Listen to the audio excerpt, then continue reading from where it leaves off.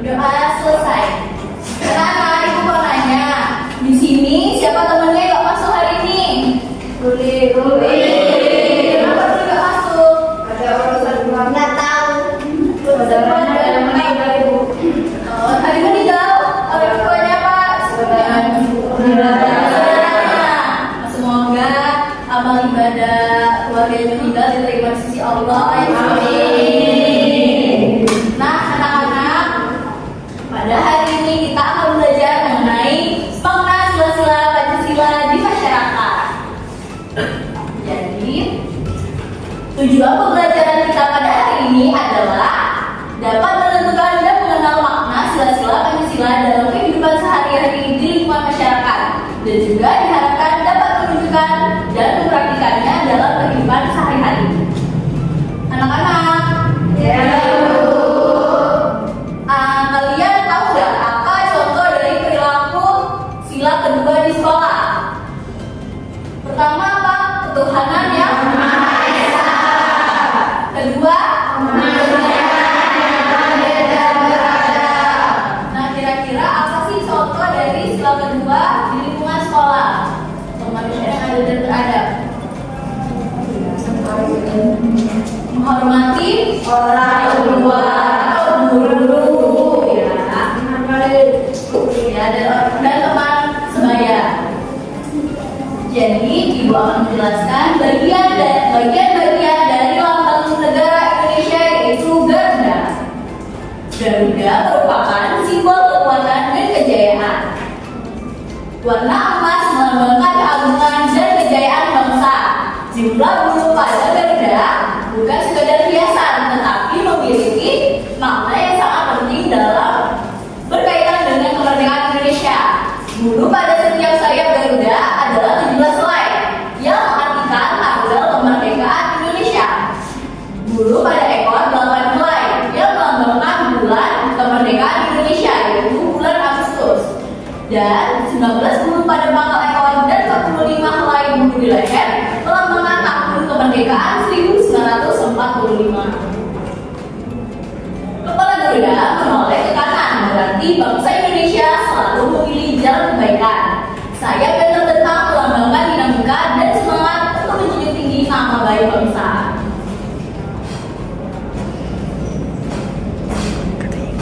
Selanjutnya kita pada bawa burung Garuda yang bertuliskan Bhinneka Tunggal Ika, yang berarti berbeda-beda tetapi tetap satu jua. Ini adalah semboyan yang menegaskan persatuan bangsa Indonesia di tengah keberagaman suku, agama, ras, dan budaya.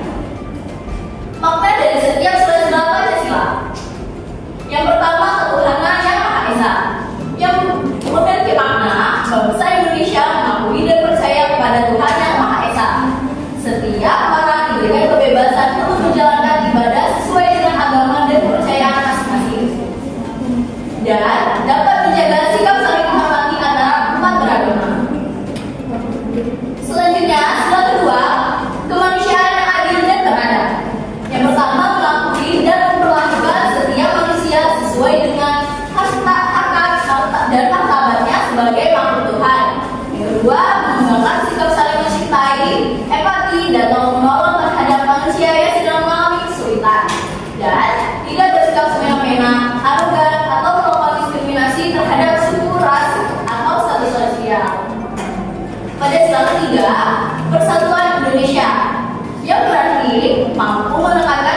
kesatuan, serta kepentingan dan keselamatan bangsa dan negara di atas kepentingan pribadi dan golongan. Yang kedua, mengembangkan rasa cinta kepada tanah air bangsa serta bangga berkebangsaan Indonesia dan memelihara ketertiban dunia berdasarkan kemerdekaan, kedamaian abadi dan keadilan sosial. Selanjutnya makna sila keempat. Sila keempat yaitu kerakyatan yang dipimpin oleh hikmat, kebijaksanaan dalam musyawarah dan perwakilan. Utamakan musyawarah dan mengambil keputusan untuk kepentingan bersama. Dan yang terakhir, sila kelima, keadilan sosial bagi seluruh rakyat Indonesia. Ia berarti menjaga keseimbangan antara pemenuhan hak dan pelaksanaan kewajiban sebagai warga negara. Adapun penerapan dari sila-sila Pancasila di masyarakat, pada sila ke-1 kita dapat menghormati tetangga yang sedang beribadah di tempat ibadahnya, tidak mengganggu teman yang sedang menjalankan puasa atau hari keagamaan. Pada sila kedua, kita dapat menolong tetangga yang sedang kesulitan atau tertimpa musibah, misalnya bantu membersihkan halaman yang kotor karena kena infeksi. Dan dapat bersikap sopan dan menghargai semua orang di lingkungan tanpa membedakan status atau suku. Pada sila ketiga, penerapan di lingkungannya kita dapat melakukan ikut serta dalam kegiatan gotong royong, membersihkan lingkungan RT atau RW. Pada sila keempat, kita dapat mengikuti rapat atau musyawarah kecil di lingkungan, misalnya menentukan jadwal ronda atau kegiatan 17-an tersebut. Dan pada sila kelima, kita dapat bersikap adil saat membagi tugas atau hadiah dengan teman-teman di lingkungan dan dapat menjaga fasilitas umum di lingkungan seperti taman atau tempat sampah. Nah, anak-anak, itu tadi materi yang sudah Ibu jelaskan tentang Guru Garuda, yaitu lambang negara kita, dan makna-makna dari sila Pancasila serta cara penerapannya.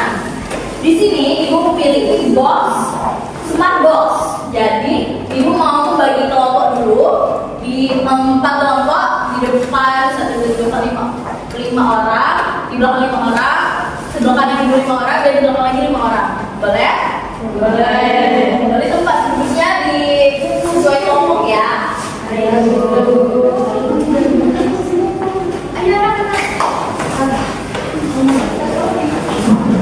Halo. Hai. Sudah selesai?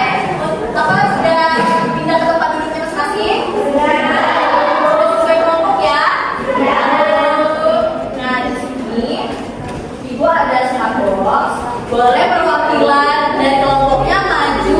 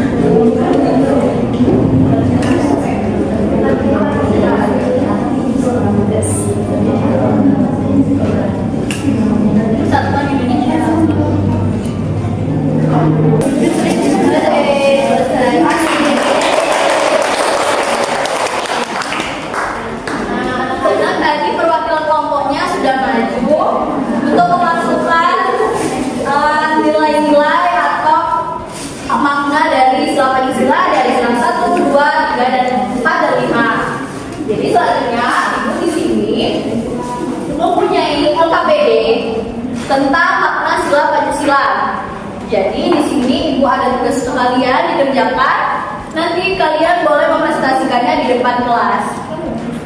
Kembalikan dulu. Kerjakan ya.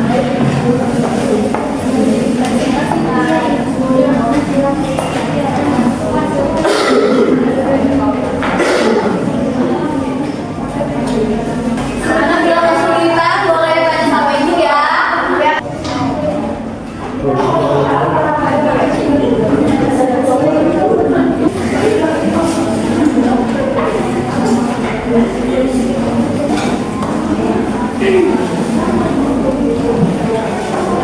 Ada kesulitan nggak anak-anak? Gimana? Udah dapat?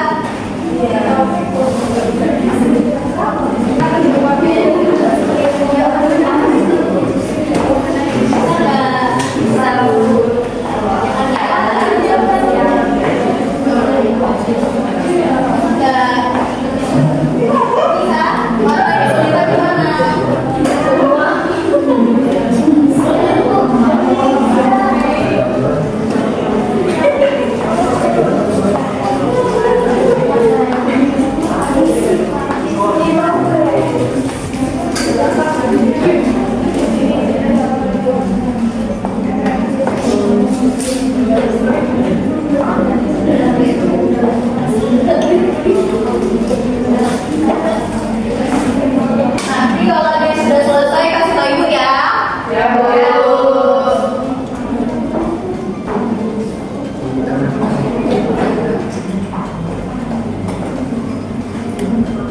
Apa? Pancasila sila pertama. Yang berarti percaya kepada Tuhan yang Maha Esa.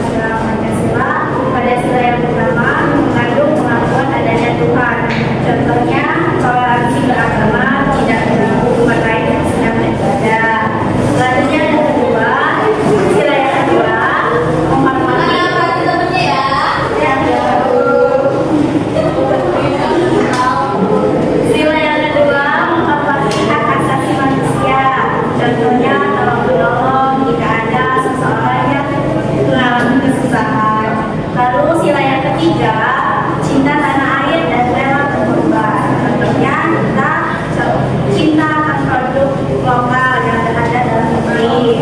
Selanjutnya sila yang keempat, mengedepankan musyawarah untuk mufakat dalam menyelesaikan masalah. Dan yang kelima, bersikap adil pada semua orang. Contohnya kita adil dengan sesama orang yang berbeda ras, suku, budaya. Ya, kelompok keempat siapa yang maju?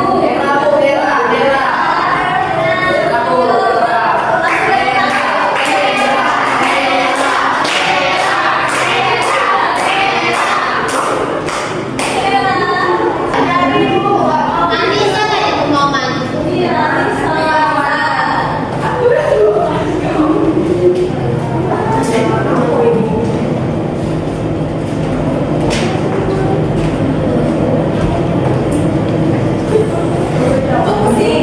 Fungsi tepuk tangan, tepuk tangan. Jadi kan di sini ada tuliskan makna sila-sila Pancasila, dan yang pertama ada beribadah sesuai dengan agama masing-masing. Contoh penerapannya menghargai umat beragama dan toleransi antar umat beragama. Dan yang kedua ada memperlakukan setiap manusia dengan harkat dan martabatnya sesuai dengan makhluk Tuhan. Dan yang ketiga ada cinta tanah air dan ikut serta dalam pemilihan. Yang keempat gotong royong, dan yang terakhir setiap warga negara berhak mendapatkan perlakuan yang adil dalam berbagai aspek kehidupan. Terima kasih, tepuk tangan. Sudah semua ya, apa yang disampaikan teman-temannya tadi. Jadi, penerapan dalam sila pertama kita harus menghargai teman-teman yang berbeda agama. Yang kedua, dapat menolong orang tanpa membedakan ras, suku, agama, dan budaya. Yang ketiga, kita dapat berserta upacara bendera dan menghargai dan mampu menempatkan persatuan serta kepentingan dalam keselamatan bangsa dan negara di atas kepentingan pribadi atau golongan. Yang keempat,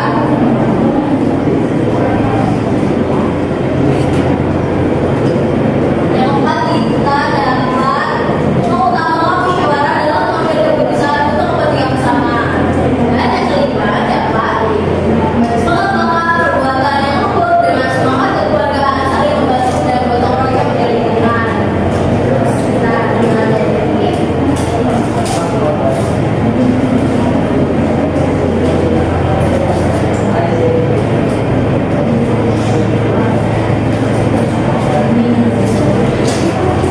jadi apa aja yang kita pelajari pada hari ini? Anak-anak, makna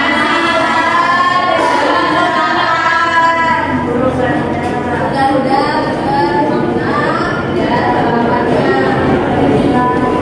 Jadi sila mana yang menurut kalian penting untuk diterapkan di rumah? Semua ya, jadi kita harus menghormati, harus menolong, tanpa membedakan agama, suku, agama, dapat musyawarah dan mengembangkan perbuatan yang baik, bekerja sama dan menghargai hasil keputusan yang melakukan orang lain, serta dapat menjaga keseimbangan antara pemenuhan hak dan kewajiban.